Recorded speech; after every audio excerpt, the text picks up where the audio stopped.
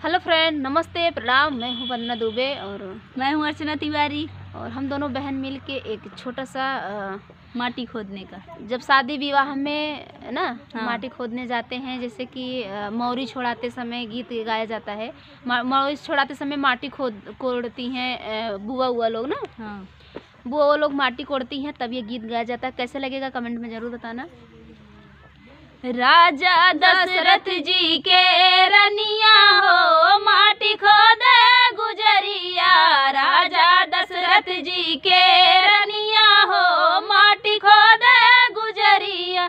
सोने की थाली में जवना परोसे, सोने की थाली में जवना परोसे, जेवे राजा जी के रनिया हो माटी खोदे गुजरिया, जेवे राजा जी के रनिया हो माटी खोदे गुजरिया। राजा दशरथ जी के रनिया हो माटी खोदे गुजरिया, राजा दशरथ जी के रनिया हो माटी खोदे गुजरिया।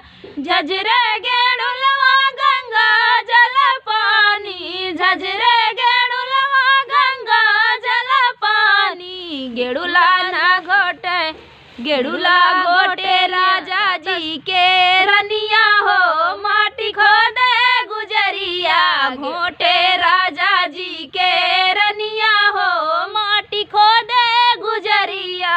राजा दशरथ जी के रनिया हो माटी खोदे गुजरिया, राजा दशरथ जी के रनिया हो माटी खोदे गुजरिया।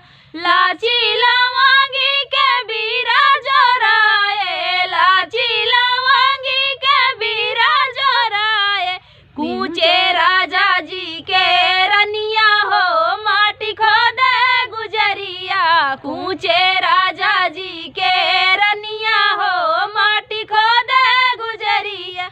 राजा दशरथ जी के रनिया हो माटी खोदे गुजरिया, राजा दशरथ जी के रनिया हो माटी खोदे गुजरिया। फूला ही चुनी चुनी से जा लगाए, फूला ही चुनी चुनी से जा लगाए, सोमई राजा जी के रनिया हो माटी खोदे गुजरिया, सोमई राजा जी के रनिया हो माटी खोदे गुजरिया। राजा दशरथ जी के रनिया हो माटी खोदे गुजरिया, राजा दशरथ जी के रनिया हो माटी खोदे गुजरिया। तो ये गीत आप लोग को कैसा लगा कमेंट में जरूर बताना। फिर मिलते किसी नए गाने के साथ, तक के लिए बाय बाय।